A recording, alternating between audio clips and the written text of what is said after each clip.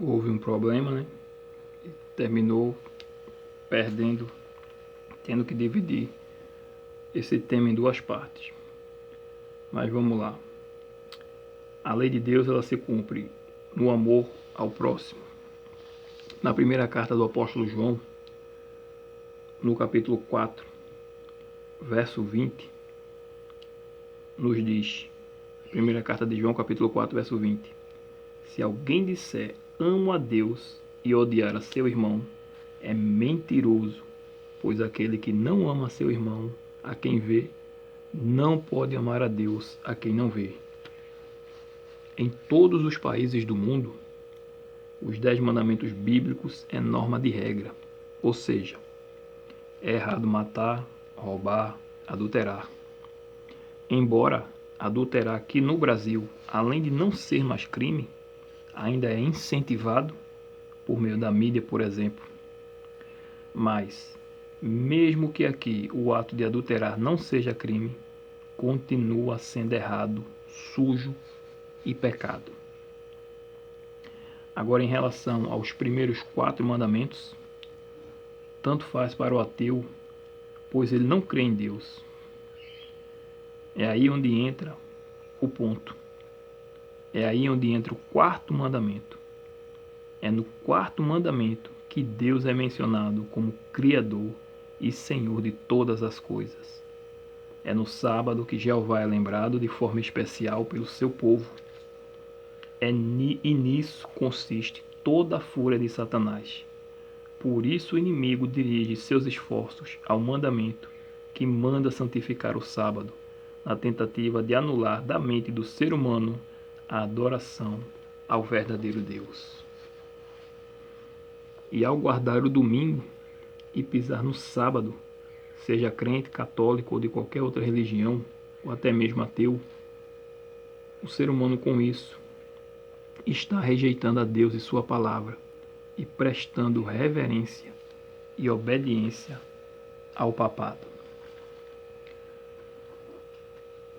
Daniel 11, agora dos versos 32 ao 35.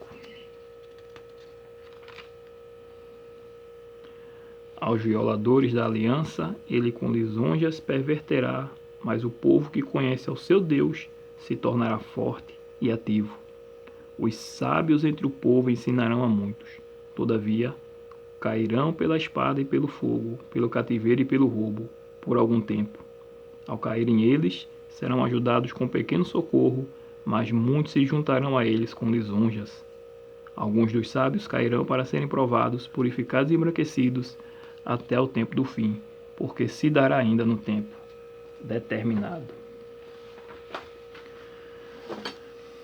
Todos quanto violarem a santa aliança de Deus serão tratados pela Igreja de Roma com lisonjas, com adulações, recompensas, status perante o mundo. É um tratamento diferenciado para aqueles que apoiam o papado. E pelo que parece, ainda haverá, como já existem, mártires. Muitos cairão pela espada, pelo fogo, pelo cativeiro. Muitos, durante algum tempo, será permitido que os opressores triunfem contra o povo de Deus, assim como foi na Idade Média. A história vai se repetir: perseguição e morte. Esses são chamados de sábios porque praticam as verdades bíblicas e ensinam principalmente as profecias a muitos. E muitos de nós hoje somos provados para a perfeição de nosso caráter. Isso não significa que seremos presos ou mortos nesse tempo. Mas ao longo da história, pessoas foram presas e mortas. Como, por exemplo, o que aconteceu com muitos na União Soviética, na Revolução Cubana. Mas o que Deus pede de nós hoje é santidade. Se abster das paixões do mundo, Na carta de Tiago, no capítulo 1, dos versos 2 ao 4, nos é dito o seguinte: Tiago 1, verso 2 ao 4. Meus irmãos, tende por motivo de toda alegria o passardes por várias provações, sabendo que a provação da vossa fé, uma vez confirmada, produz perseverança. Ora, a perseverança deve ter ação completa para que sejais perfeitos e íntegros, em nada deficientes. E falando sobre provação, perseguição e morte, Jesus disse aos seus discípulos que isso aconteceria. Seriam odiados e perseguidos, e não seriam amados, aplaudidos, ganhando vários troféus, o melhor cantor gospel, o Grêmio da música, não sei de onde, nome na calçada da fama e etc. O cenário hoje no mundo cristão é de aplausos em programas de TV, por exemplo.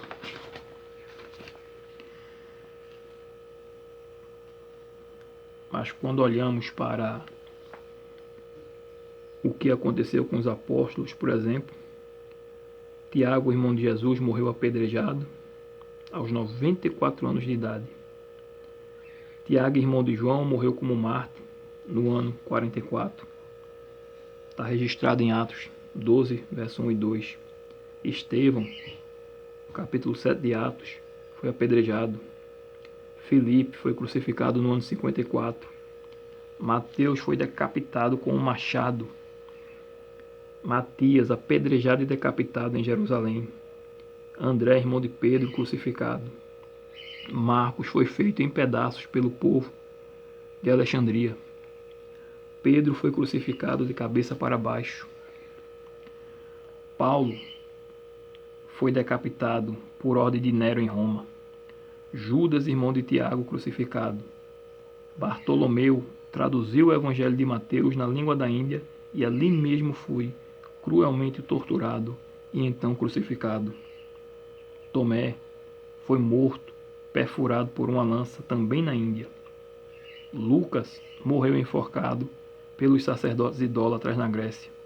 E Simão o Zelote foi crucificado. João, o discípulo amado, foi lançado num caldeirão de óleo fervendo e depois exilado na ilha de Patmos. Foi o único que não morreu como Marte, mas também sofreu como Marte. Todos morreram e sofreram por amor de Cristo, por amor ao verdadeiro Evangelho.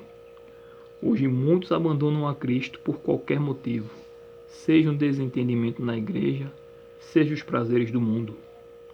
E hoje o Evangelho pregado é um Evangelho de facilidade. Mas a história da igreja foi construída com muito sangue derramado, a começar pelo sangue do próprio cabeça da igreja, nosso Senhor e Salvador, Jesus Cristo. Muitas vezes passamos por provas muito duras de suportar, mas tudo isso é para que sejamos purificados, para sermos capacitados a receber o selo do Deus vivo e passar pelo tempo de angústia, ver Jesus em sua formosura e estar na presença de Deus e de anjos santos e puros. Aleluia! Louvado seja Deus. Amém. Muitos de nós poderemos em meio à dor e em meio ao medo, em meio à perseguição, ao medo da prisão ou da morte, sermos tentados a abandonar a fé. Mas a nós, cumpre-nos fazer a vontade de Cristo e deixar as consequências com Deus e confiar em suas promessas, porque é o próprio Deus quem diz em Zacarias 2, verso 8, aquele que tocar em vós, toca na menina do seu olho. Aleluia. Daniel 11. Agora no verso 36. Este rei fará segundo a sua vontade e se levantará e se engrandecerá sobre todo Deus. Contra o Deus dos deuses falará coisas incríveis e será próspero, até que se cumpra a indignação, porque aquilo que está determinado será feito. A Bíblia é clara, o papado vai fazer o que lhe aprouver, ou seja, o que quiser. Será próspero, será adorado em todas as nações. No reino deste mundo, quem tem dinheiro tem poder. Governos e líderes religiosos hoje se esforçam para manter um bom relacionamento com o Vaticano. Vamos ler agora dos versos 37 ao 39. Não terá respeito aos deuses de seus pais, nem ao desejo de mulheres, nem a qualquer deus, porque sobre tudo se engrandecerá.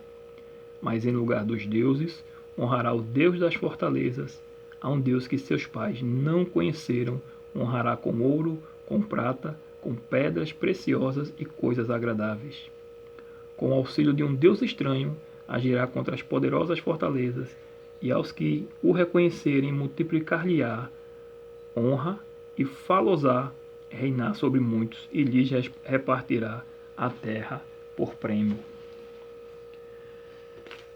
Na questão aqui das mulheres, veja como a profecia é de fato fantástica. Tanto pode ser no sentido literal como simbólico. No sentido literal, os sacerdotes católicos não podem se casar, ou seja, despreza o amor das mulheres, sem falar dos escândalos envolvendo muita homossexualidade.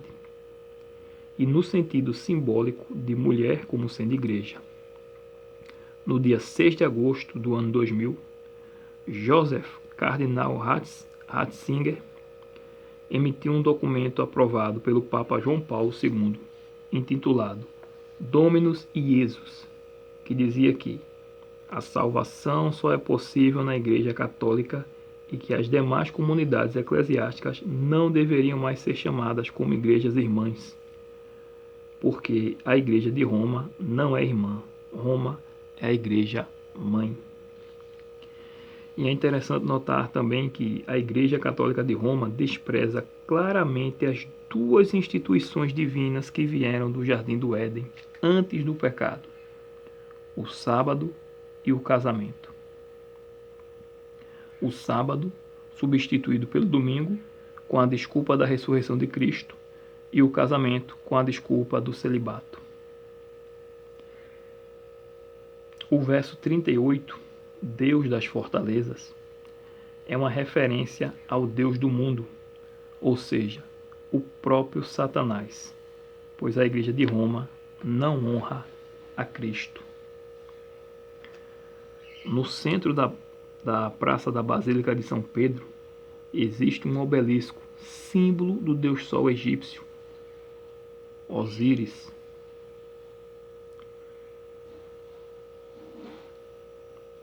Esse deus estranho, com certeza, é Satanás. Só um poder sobrenatural poderia levar uma igreja com tanta honra perante o mundo político e religioso. E por meio do espiritismo, o inimigo do Deus verdadeiro vem se infiltrando nas igrejas cristãs e unindo assim tanto a igreja com o mundo, como a igreja com o papado. Daniel 11, verso 40 e verso 41. No tempo do fim, o rei do sul lutará com ele, e o rei do norte arremeterá contra ele com carros, cavaleiros e com muitos navios, e entrará nas suas terras, e as inundará e passará. Entrará também na terra gloriosa, e muitos sucumbirão, mas do seu poder escaparão estes, Edom e Moabe, e as primícias dos filhos de Amon. Na profecia, o rei do sul simboliza agora o ateísmo em todas as suas formas. O maior sistema ateu dos últimos dias é o comunismo, que ainda prevalece em países como a China, a Coreia do Norte, Vietnã e Cuba. Só que hoje vem ganhando força e exaltará o poder papal mundialmente. É a mistura do paganismo com o cristianismo, o que fará com que o papado prevaleça.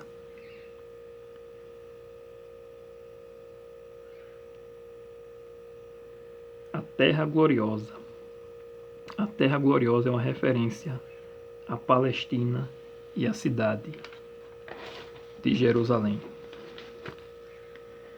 Antigamente, quando o rei do norte ia ter contra o rei do sul, ele passava pela Terra Gloriosa. No conflito final, o novo rei do norte, o papado, terá que realizar seu maior sonho para conquistar o rei do sul, simbolizado pelo ateísmo, se apossar de Jerusalém. Tudo indica que após a imposição do decreto dominical, Jerusalém será dominada pelo papado. É uma das metas jesuítas obter o domínio de Jerusalém ao Vaticano. Esse é o sonho do papado. A profecia também afirma que muitos sucumbirão, ou seja, muitos dos que se dizem povo de Deus se renderão ao Papa. E muitos na última hora se converterão a Deus. Muitos do que hoje, tanto no meio cristão como no meio do povo judeu, que não são considerados como povo de Deus, inclusive do próprio povo judeu, irão se converter, não todos, mas grande multidão. Devemos, portanto, nos santificarmos na verdade. Não há a mínima segurança em tentar fazer qualquer tipo de comunicação com o papado. A amizade com o papado só poderá trazer desgraça para o povo de Deus. Ellen White diz: o Papa não é considerado por Deus nada mais que um homem atuando no mundo o caráter do homem do pecado. Edom é um outro nome usado para Esaú, e Moabe e Amon, os filhos de Ló. Daniel 11, versos 42 e 43. Estenderá a mão também contra as terras, e a terra do Egito não escapará. Apoderar-se-á dos tesouros de ouro e de prata e de todas as coisas preciosas do Egito. Os líbios e os etíopes o seguirão. Portanto, o rei do norte, o papado, será o vencedor contra o rei do sul, o islamismo, o ateísmo em suas diferentes formas.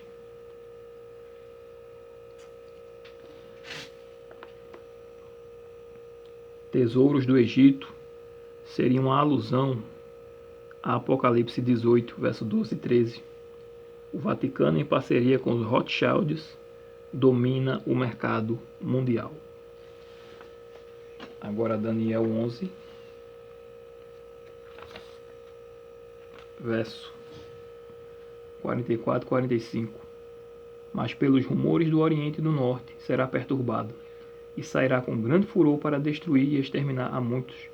Armará as suas tendas palacianas entre os mares contra o glorioso Monte Santo, mas chegará o fim, e não haverá quem o socorra. A expressão Monte Santo Glorioso é uma referência também ao povo de Deus espalhado pelo mundo, já que o povo de Deus não é mais definido por linhas étnicas e geográficas. E o papado se voltará contra esse povo, porque primeiro o anticristo quer estabelecer o seu trono em Jerusalém. Jerusalém não vai ficar com Israel nem com os palestinos, mas com o Vaticano, o anticristo. Israel é conhecido como o povo do sábado, e a Igreja Adventista do Sétimo Dia é conhecida como a Igreja do Sábado.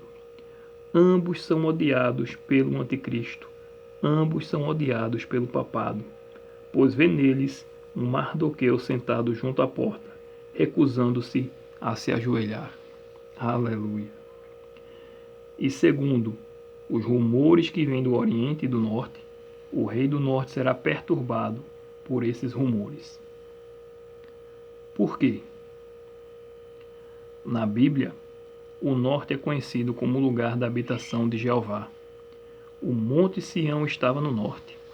Salmos 48, verso 2.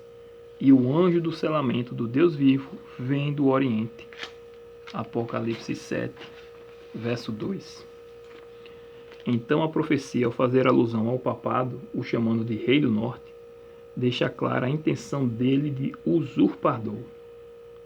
Ele pretende tomar o lugar do Deus vivo em terra. Ele pretende tomar o lugar do Deus vivo na terra. Por isso fica perturbado com os rumores que vêm do Oriente, o anjo com o selo do Deus vivo, e do Norte, a habitação de Jeová. Aleluia. Esses rumores indicam que existe um grupo de oposição, um grupo forte, destemido e corajoso, e que falam abertamente contra o Vaticano, contra o Anticristo e o selo da besta, o domingo. Um grupo cheio de poder, cheio do Espírito Santo. Aleluia.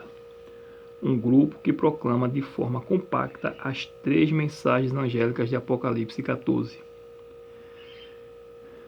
Breve as cenas de Daniel 11 serão totalmente cumpridas e o poder será dado ao papado.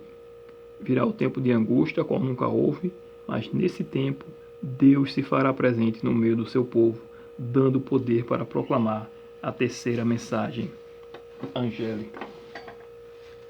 Apocalipse 14. Para encerrarmos. Apocalipse 14, verso 9 e verso 10.